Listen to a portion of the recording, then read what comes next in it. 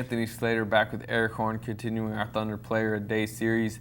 Kyle Singler signs a 5-year, around $25 million contract in the offseason, which, honestly, if you're looking forward down the line as the salary cap really bumps up, having a 10th, 11th type guy, a 6'8" wing that can kind of, can guard a little bit, has shown an ability to shoot previously. It's not a bad contract because it's cheap. But the problem is he's locked in long term, and the first year of that deal went about as bad as it could have gone. No, he wasn't great this year at all. I mean, he was the ire of Thunder fans everywhere for his lack of three-point shooting and his inconsistent defense. But he did have stretches where he was playing some pretty good basketball, and then he got that back injury that kind of set him back.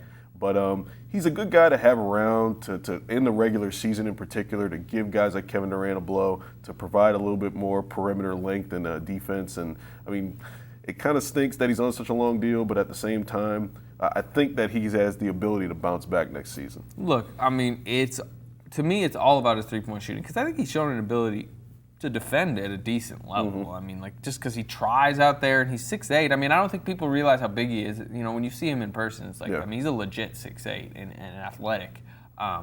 But in Detroit, he was like a near 40% three-point shooter. If he could just be a near 40% three-point shooter, he's a useful player. Yeah. But the problem is he was like in the 20s for most of the season.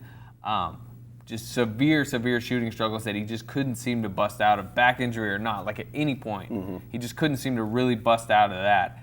And that's such an issue because he needs to be a 3-and-D wing, and he just didn't have the 3. Yeah, if he gets his three-point shot back, I think things will start to get better for Kyle Singler. I mean, I remember in particular that game against San Antonio that was after that horrendous Minnesota loss where he was really guarding the perimeter well, him and Randy Ford. The Thunder, that's when their defense really started to turn and is starting to get into that playoff mode. So I think Kyle Singler does provide something. But, again, like you said, that three-point shooting has to get more consistent. I remember that same game, and he went 0-4 from 3 in that same game on some wide-open looks, and they lost. So, it just kind of speaks to his entire season just kind of in that game. But anyways, follow our coverage on Singler and every other player in the Oklahoman.